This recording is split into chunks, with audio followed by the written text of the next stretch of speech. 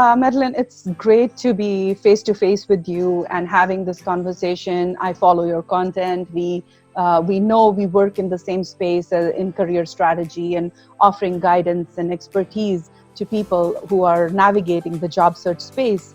Mm, I'm really grateful that you made time. I know you're a busy person with so many things on the go. Tell us a little bit more about your life and what do you do on like through your day in terms of work? Yes, so I am an HR professional.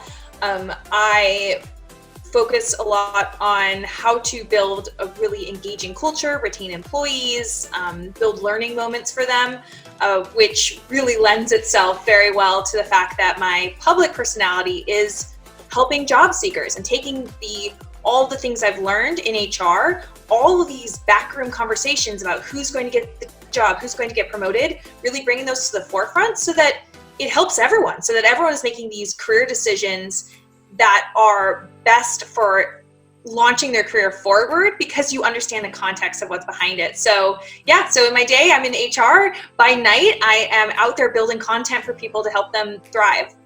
That's so wonderful. And it's so refreshing to, well, I have a lot of people who are from that background, but you taking the time to give back by sharing content which can help job seekers, I really appreciate that. And thank you so much for all you do.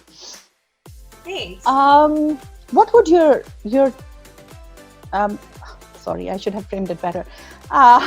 So how has the present situation with COVID-19 impacted you? I would like to know more about your personal space as well as your professional with the work. How has it impacted your day-to-day? So I would say that on a personal level, it has, obviously there's a lot of anxiety that comes with it. I'm feeling anxiety just as everyone else in the world is. I think that, there's constantly thinking about, is my job going to be secure? Am I going to be in a financial position to do the things that I hoped I'd be able to do? There's just a lot of question marks. And so it is very stressful. On a professional level, I am constantly talking, not only, obviously within the organization I work for, but with people externally of how is this going to impact employment and hiring? And what I'm hearing is that there's a lot of companies who are very fortunate to where aspects of their business model allow them to keep functioning despite people not being able to go out or, sell in person or anything like that. And so there's a lot of companies that are still hiring and actually even thriving in this, which is pretty amazing to see. But then there's also a remarkable amount of layoffs happening. And so as far as I do a lot of career coaching, I do one-on-one coaching, I have courses.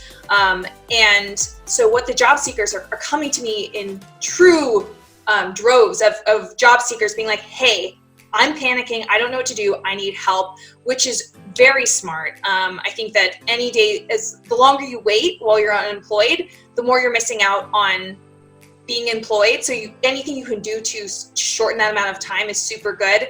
So I just admire anyone who's out there asking for help right now.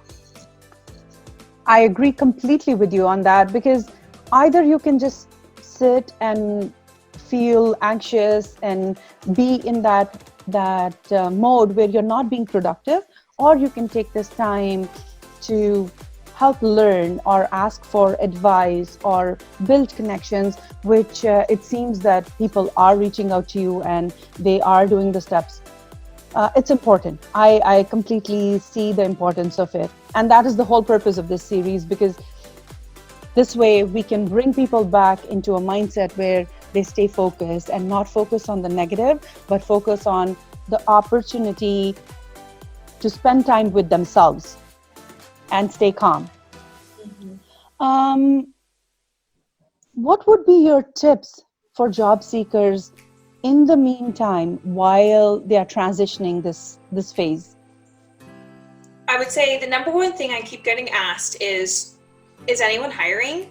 Should I even pursue opportunities? I was in the interview process, but I haven't heard back in 2 weeks. Like, should I just assume that they're not hiring? And what I have to say there is assume nothing. Absolutely do not move forward in that way. There's a couple things you can do. First, when you're looking at opportunities, you can sort on job boards, such as LinkedIn has a job board. You can sort by date posted. So I've been sorting by last 24 hours, last 3 days. Those companies, if they're posting roles within the last 24 hours after this whole coronavirus outbreak has really gotten legs and we're in the full throes of it, they are very likely hiring. So that's an excellent cue that those are companies that are continuing to pursue candidates. The second thing is that if you're in process with a company, do not assume that they are no longer hiring. Absolutely follow up. I do have some follow-up template emails that you can get on my website at madelinemann.com. But essentially, there are 3 follow-up emails, and I wrote them specifically for the coronavirus outbreak of how to follow up and be very sensitive, where you're not saying, hello, like, what's happening? Like, are you going to hire me or not? You know, you're not kind of having that aggressiveness or assertiveness that you would never phrase it like that anyways, but like, I feel like people are hypersensitive to, I want to make sure I'm showing grace and empathy. And so it's all about sending these emails where you're very empathetic and you're simply saying, hey, I know you might have some trouble with like coming up with decisions, or your hiring process may be slowed down right now. I completely understand. Let me know if there's anything else you need from me. I'm here. You know, so definitely using those email templates to make sure you're checking in. And I've already gotten so many emails back from people saying, I got a response within 3 minutes of sending that, or I just got my offer, like it's been stalling for weeks, and because I sent that email, it helped. Obviously, it's not like a guaranteed outcome, but it's you're not just sitting back and waiting and hoping and wishing. The more you act, the chances of things happening and rolling out are better. Just look at this, the conversation we are having today. Had we not acted upon it, had we not taken this opportunity, we could have just, kept thinking and wondering if, when I was thinking of starting the series, I was like, would people have the time? Would they be in the right mindset to continue giving back? And then I said, I would not know if I don't ask. And in a heartbeat, I sent out messages to people that I know. And oh my God, the response has been so overwhelming. I'm blown away. My heart is so grateful right now, just because people have put their life on hold to be here and be talking just like yourself. So you will never know unless you try. That's the point. Take the action. Action, send out that ask, and see for yourself what comes off of it. Chances are you might hear back. There will be a few who would not respond, but then still, hey, you wouldn't know unless you try, right? That's amazing. How about some acts of kindness that you have come across? We are seeing so many around us. Is there somebody that you would want to give a shout out to that you really found impressive?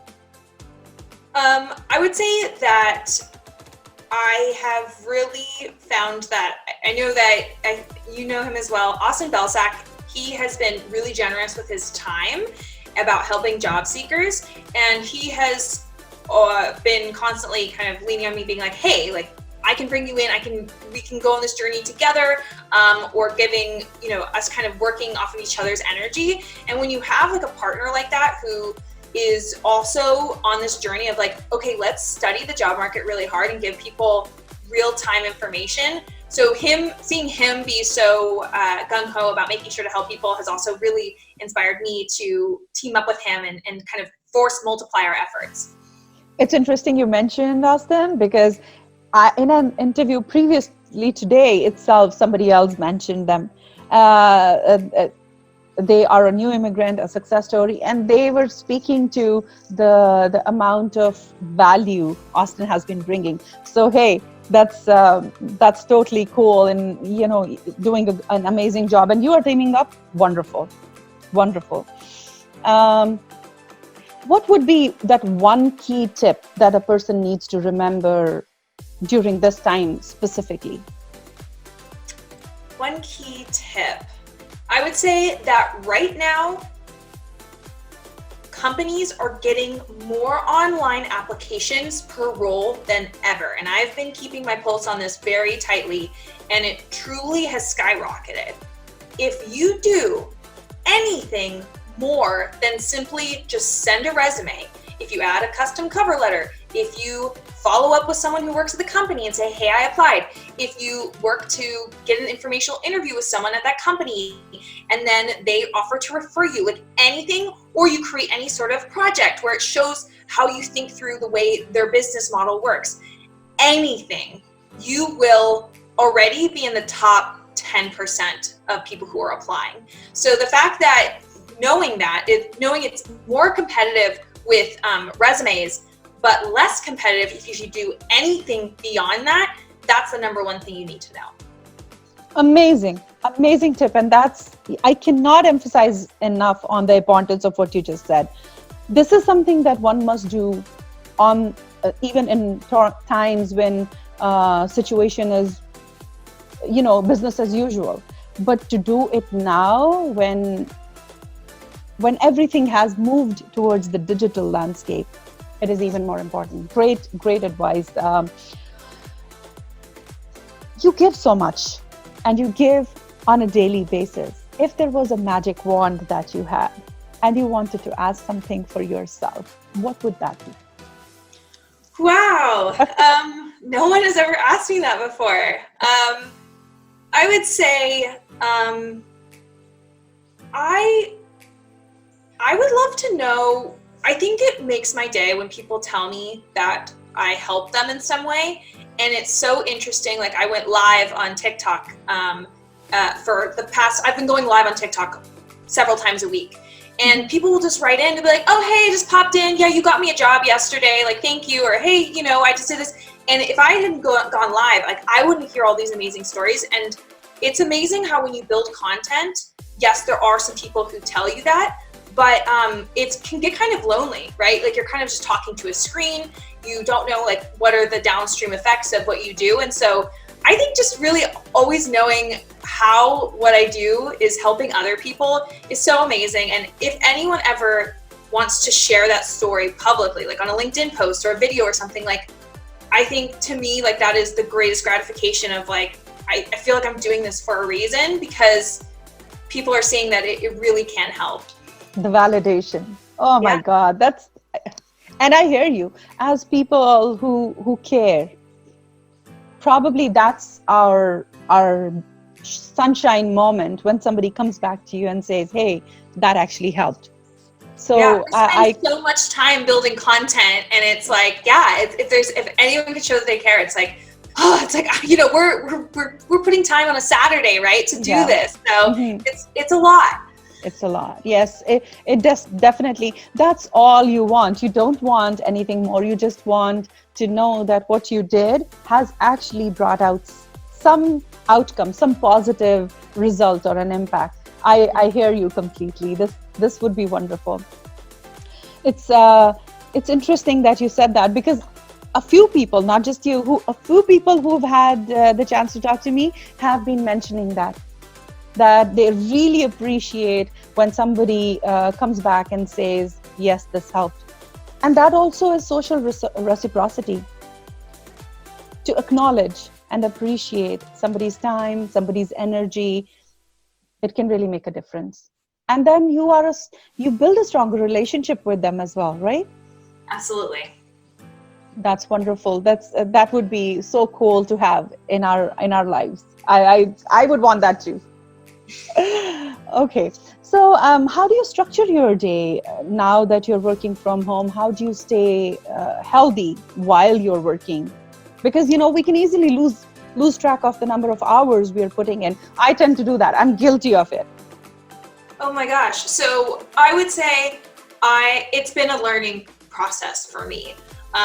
The first week that I had to work from home during this time, I didn't really leave my computer. I was first thing in the morning, I was on there. I would grab some food and just eat it by the computer. And it was, 10 o'clock at night, and I went to sleep. It was atrocious. It was not good for my health.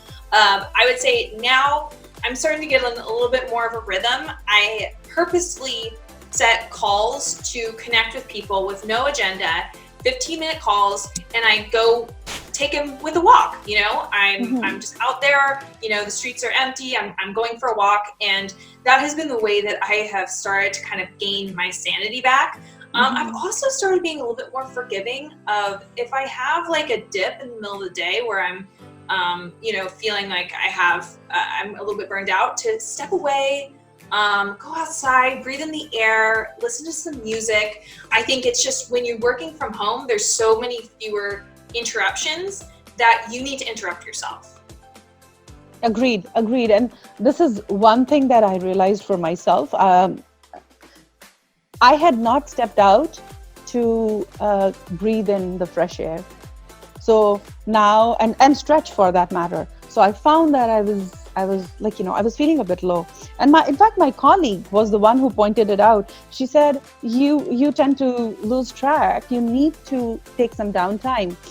And for me, it really worked. It really helped with calming me down and bringing me back into that positive space in my mind. I love that. That's when we are more productive, right? If we are happy, if we take care of ourselves, that's the only way we can help others. Yes, you have to help yourself before you help others. And there are psychology studies that prove that there's like these two things of givers and takers. And this is psychologically proven, and that you can be both at the same time. So you can, if people who only take have very low happiness, and people who only give have very low happiness as well. But if you are constantly putting yourself first, saying, okay, I need to cancel this meeting, take an hour to regroup, get emotionally ready, and then I'll reschedule it and still do my commitments. Like those type of people who set those boundaries are the ones who serve people the best and ultimately are happiest. Yeah, and that keeps us from being burnt out. Because Yes. burnout is another study that it's proven. People do burn out when it's like, you know, constantly go. You really need to stop and breathe and come back. Well, this has been amazing. It's been an amazing conversation, I must say. What would be your last giveaway for people who are going to be engaging with this content? What is it that you feel would be your parting gift?